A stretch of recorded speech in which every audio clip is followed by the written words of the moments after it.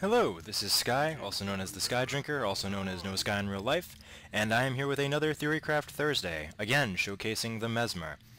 Now, typically, Mesmers are, based on illusions, the phantasms, condition damage with the staff, videos of which I've covered. You can see those in some of my other videos. And so I thought I'd do something different, something I don't see done too often. I know it exists, I'm not claiming credit for this idea overall, but I don't see it done often, so I figured I'd use it. And that is a support Mesmer kind of spiel. Now, you'll see I'm using Scepter and Focus and Staff. For utility skills, I have Mirror, Signet of Inspiration, Illusion of Life, Null Field, and Time Warp. And for traits, I'm running 20 in Domination, 20 in Chaos, and 30 in Inspiration, taking Crippling Dissipation and Confusing Enchantments in Domination, taking Retaliatory Demise and Mirror of Anguish from Chaos, and taking Glamour Mastery, Temporal Enchanter, and Restorative Illusions from Inspiration. So all of it's basically geared around getting my large-scale AoE Glamours on the field, and of which I only really have one, but trust me, it'll be enough. Null Field is an amazing ability. I feel like it needs to be abused more than it is. It's used plenty, but it's fucking sweet. Trust me on this one.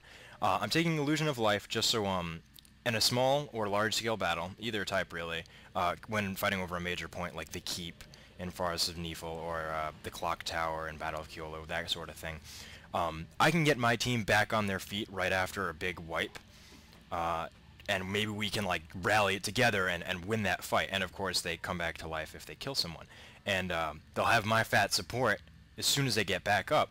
So it's very likely I could bring almost all my team back up to par and get stuff done.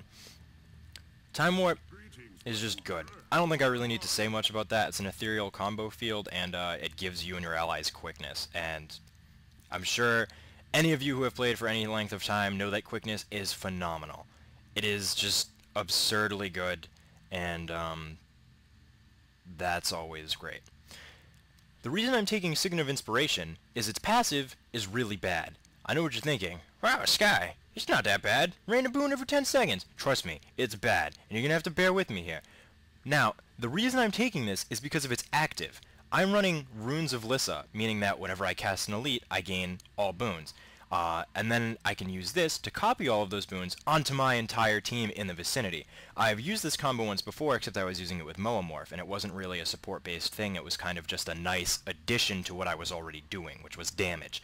But this goes nicely, because I can give them all this, and then I can give them the quickness, and enemies are losing all their boons, and we're curing all our conditions, and it's just a big ol' wonderfest.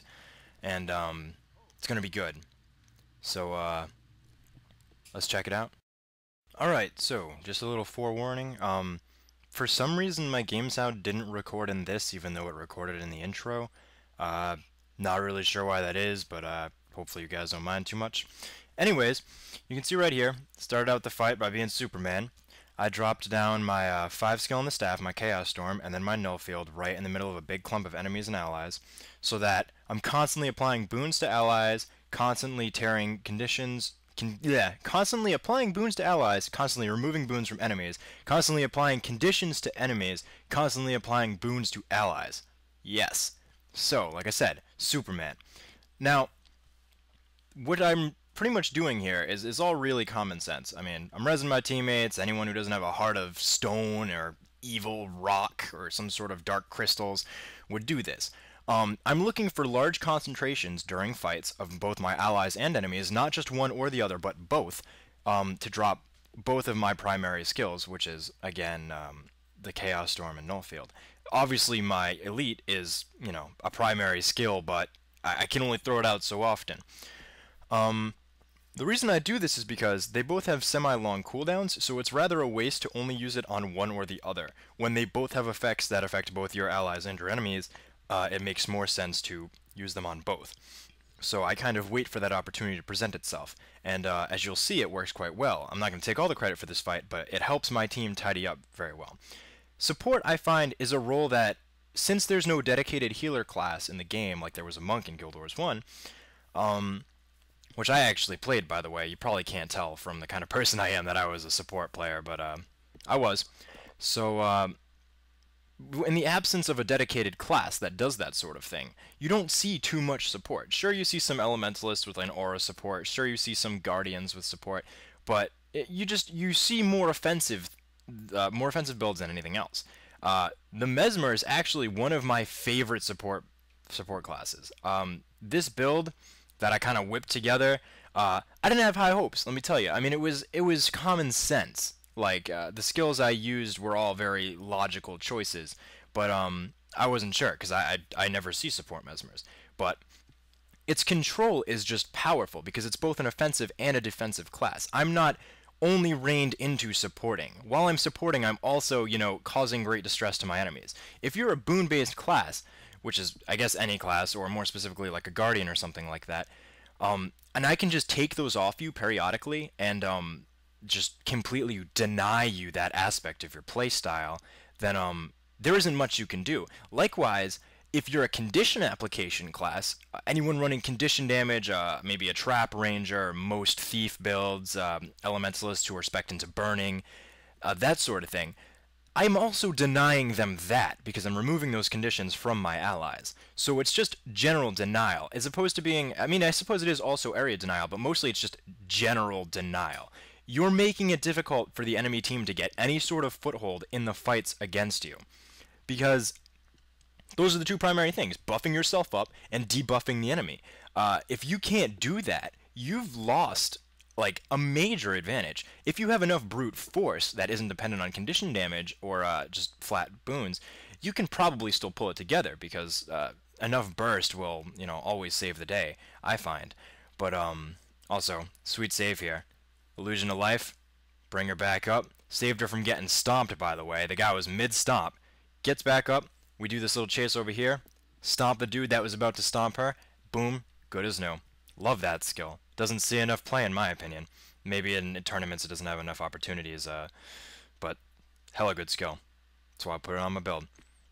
But anyways, you're denying an entire portion of Guild Wars 2 PvP to your enemy. You're just, say they have a giant cake, like a giant Guild Wars 2 structured PvP cake, and they have a bigger cake than you, like just a huge ass cake, like an unreasonably large cake, topped with like fat boons, huge debuffs, big deeps, and you get a little like piddly ass cake, and it sucks. So you can't make your cake bigger by much. Let's say that. You can keep throwing frosting on it, but you can only eat so much frosting before it sucks. But what you can do, and what this build does do, is take the cake away from them. Piece by piece, you deny them their cake. And, take sections of their cake and Frankenstein it onto your cake. The giant cake of PvP. And that is what this build is. This build is the baker. This is the baker Mesmer. And he is baking you a cake of victory. Because, as I've already said, just the control is huge. And you're denying your opponent so much. The offensive capacity, the straight damage and condition damage of this build is not high. So if you're looking for any sort of offensiveness, just don't, because you're not going to find it here. It's almost all support. I do have some damage with some conditions, but mostly they're conditions based on utility, such as crippling and vulnerability and stuff like that. So this build is almost purely support, but it is very fun to play, and I highly suggest it if you enjoyed this video and this concept. Purple Butterflies OP. Victory Cake. So yes, I was pleasantly surprised by how this build turned out. It was actually very effective. In maybe 5 matches I played, it's had served me well every time. We didn't win every time, but it was very good, very effective, and very fun. So I hope you'll try it out, and any of my other builds, like, subscribe, tell your friends, or do neither of those things, and I'll see you guys next week. Peace.